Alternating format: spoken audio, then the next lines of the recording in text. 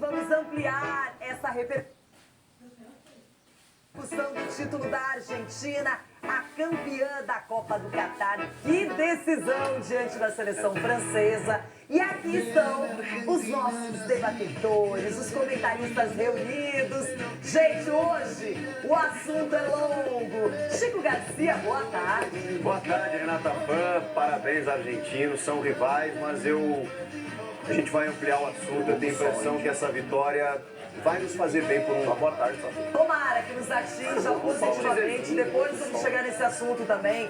Seleção brasileira. Denilson Show tava lembrando, faz 20 anos que o Brasil não ganha título. Isso é uma coisa, a gente celebra demais, porque eu vivi como torcedora a conquista de 2002.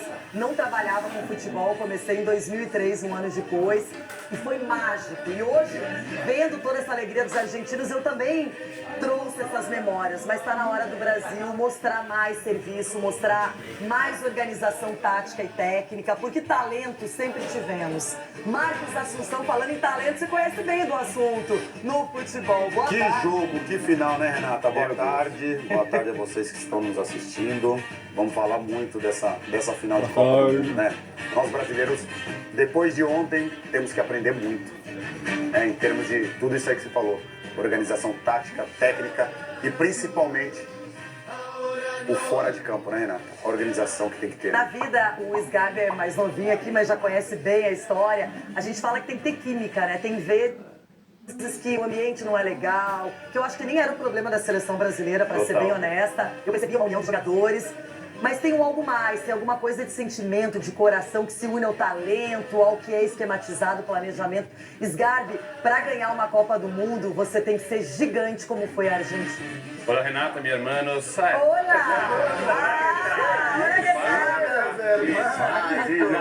Mas ele me ligou, o outro falou, mano, como é que fala? Tô falando agora, vou começar o programa. Olá, Como é que eu fui? Como é que fala, irmão? Como é que fala, irmão? Eu ia falar parabéns pro Messi, mas aí já parei por aqui. Não, felicitações. Aí, ó. Não, mas parabéns pro Messi pra Argentina, porque é bonito ver um cara como o Messi ganhar uma Copa, né? Foi bonito de ver e mereceram demais.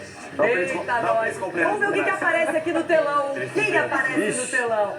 Já teremos Everton Guimarães. Vamos ver se vamos poder falar com Capelanes também. Agora, o que nós veremos é esse duelo de titãs. Messi versus Mbappé. Que jogou essa criança, hein? Dois camisas 10 que representam o futebol no mais elevado nível. Um no início de carreira, tentando o bi, o outro no fim, querendo o único título que faltava. O mais experiente apareceu primeiro, pênalti para a Argentina, o quinto só nessa Copa. 7 passos até a bola, pro gol de Lionel Messi.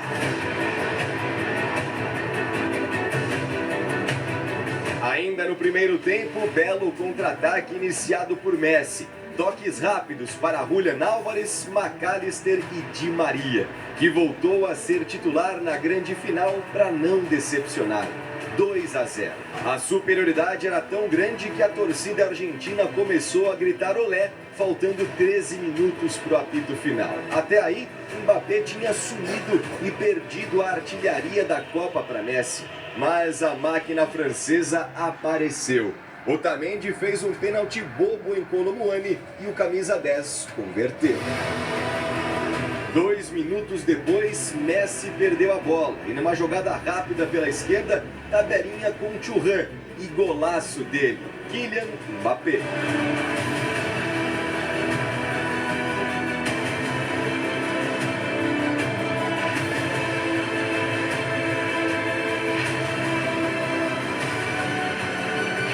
Mesmo improvável, a prorrogação veio. E com ela, o poder de decisão do craque argentino.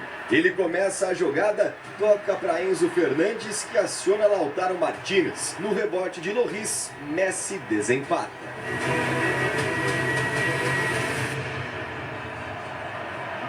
Mas no meio do caminho tinha outro pênalti, o terceiro do jogo e o terceiro gol de Mbappé na partida. Hat-trick que só aconteceu uma vez em finais de Copas, há 56 anos. Fim de partida, 3-3 e mais penalidades. Agora para definir o campeão. Messi e Mbappé abriram as cobranças para Argentina e França e converteram. Emiliano Martínez pegou a de Coman. Tchouaméni mandou para fora. E Montiel encerrou um jejum de 36 anos.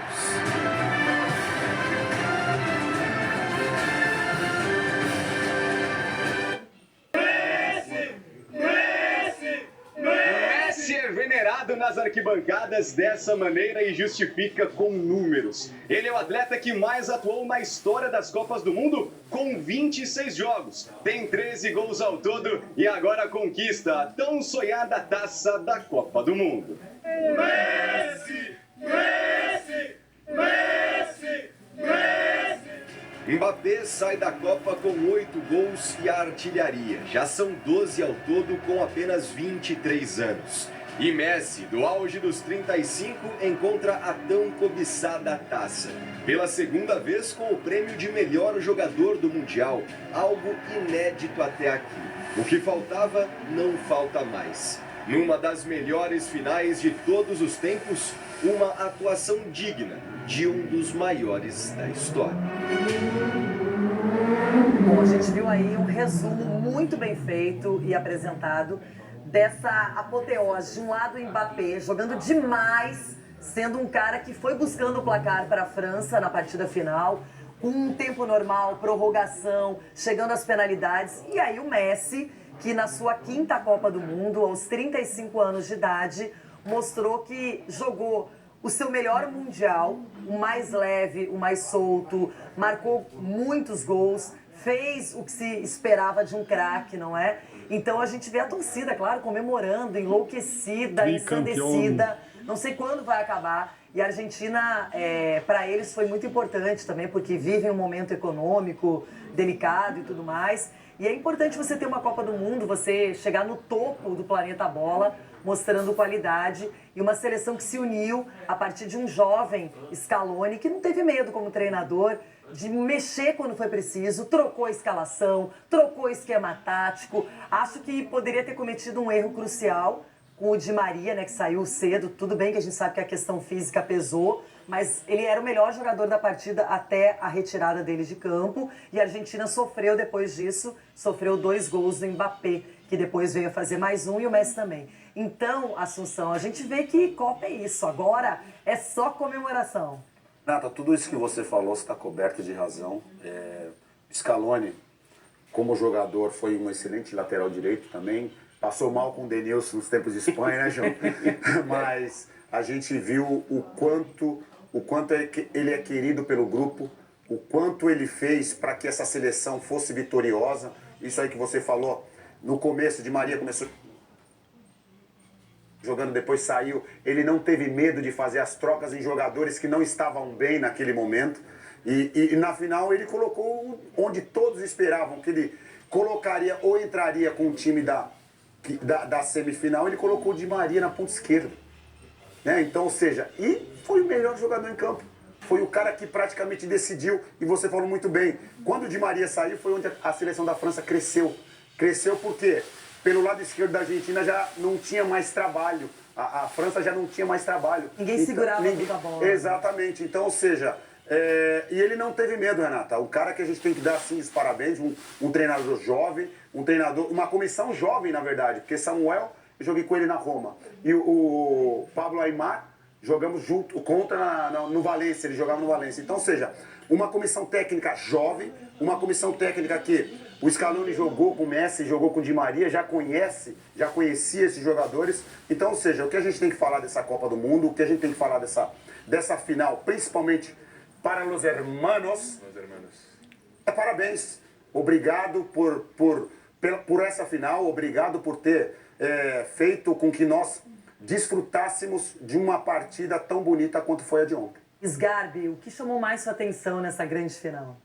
Nossa, difícil, né? Porque que privilégio pra gente poder acompanhar uma final como essa. Pra mim, muita gente já falou, né? Mas pra mim a maior final que eu vi na minha vida em relação ao futebol, não só a Copa do Mundo. A que eu vi em futebol foi a maior.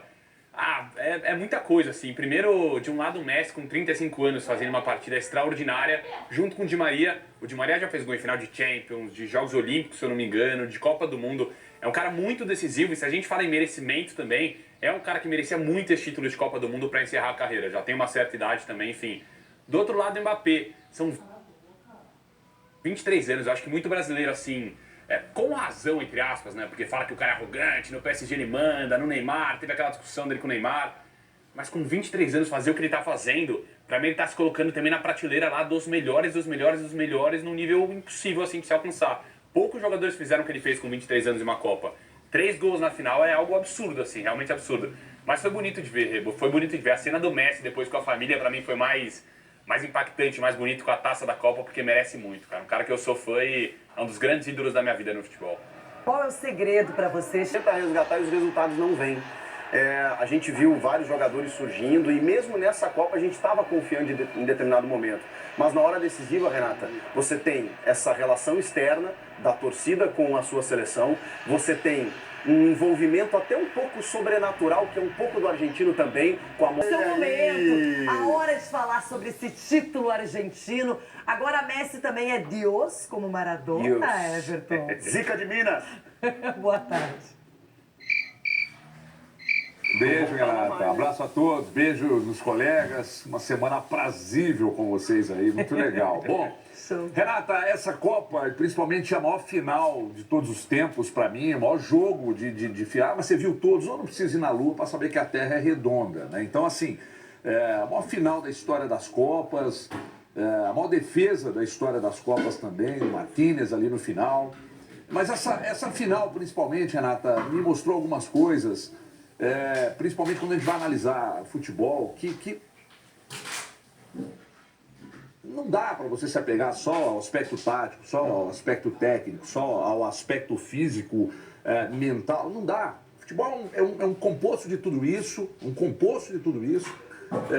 e aí é difícil discutir até a proporcionalidade em relação a tudo que tá envolvido, porque a sorte é um componente, o intangível, vai ficar muito difícil explicar e vai render assunto, Renata, eu acho que por todo sempre, porque nós ontem assistimos, pelo menos na minha avaliação, ao maior jogo de final de Copas da história. Foi simplesmente extraordinário. Que bom estar vivo e com saúde para ver tudo isso.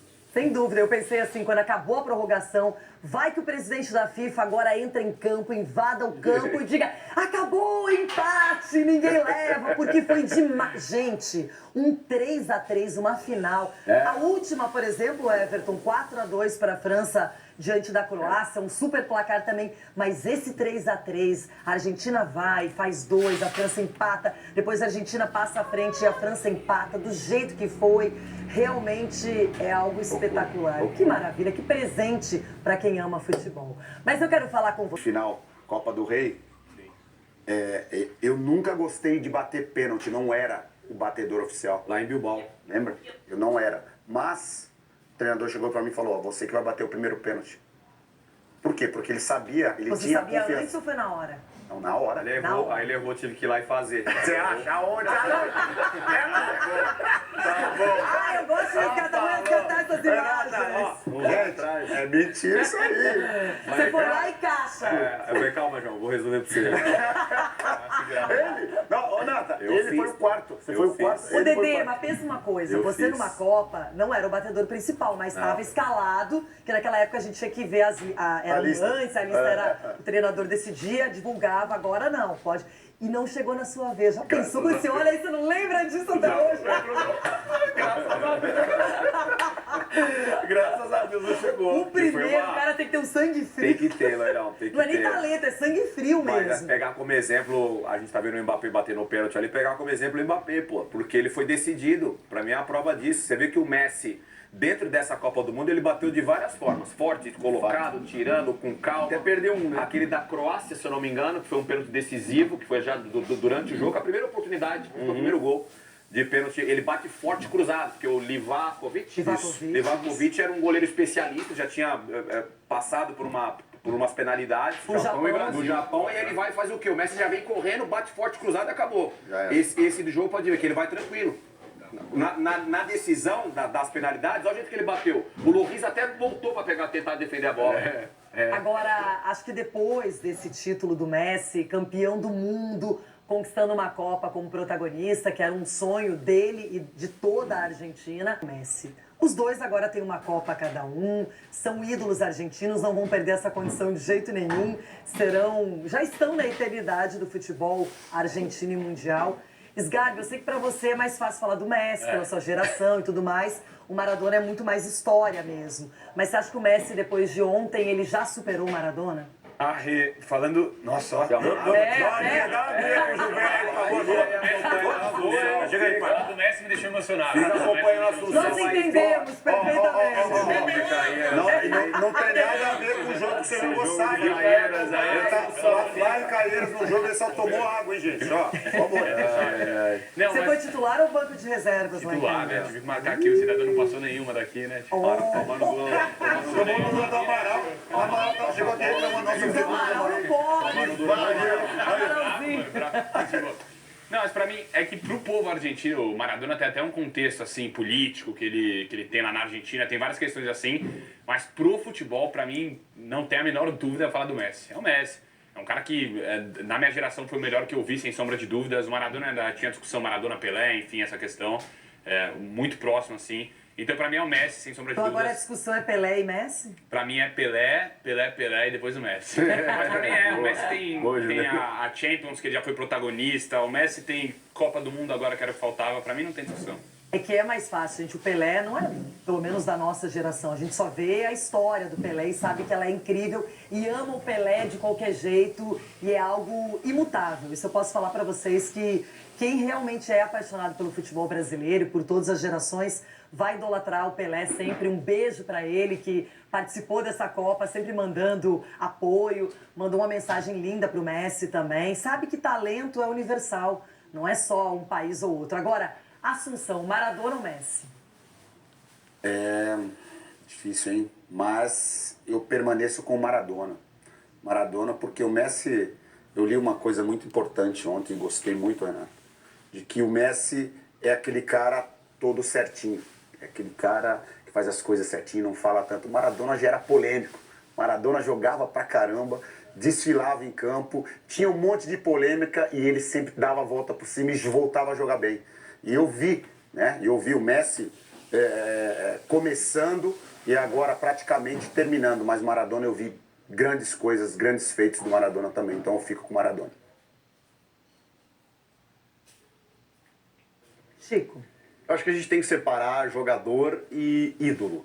A idolatria ela é muito particular. E o Maradona, ele é um cara que, assim como o Messi fez em Barcelona, ele fez no Napoli da Itália, por exemplo. Se você chega lá em Nápoles, meu Deus do céu, ele é um deus. E os argentinos consideram o Maradona o mais humano dos deuses. Eles têm uma reverência ao Maradona, uma igreja ao Maradona, eles têm uma devoção ao Maradona por tudo que ele fez. Em 86, quando ele ganha a Copa sobre a Inglaterra, ainda havia o período da Guerra das Malvinas, da colonização inglesa lá e tudo mais, aquela disputa em que muita gente morreu. Então tem uma questão que transcende o futebol muitas vezes em relação ao Maradona. Agora, se você comparar números, Maradona e Messi, o Messi, ele suplantava o Maradona em todos os números. Em títulos, em gols, em assistência, em tudo, com exceção da Copa.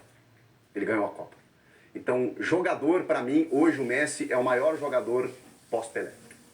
Dedê. Que isso, Chico, hein, mano? Isso é bom, às vezes inteligente. Às vezes é bom você ficar por último numa pergunta Aí dessa. pronto, né? Já pega Entendeu? tudo, pum, pá, pá, pá. Mas assim, eu, por exemplo, assim, eu não, obviamente não vi o Pelé jogar. A gente conhece a história, mas eu não vi o Pelé jogar. O Maradona eu peguei uma fase já bem final do Maradona, Pogênio também.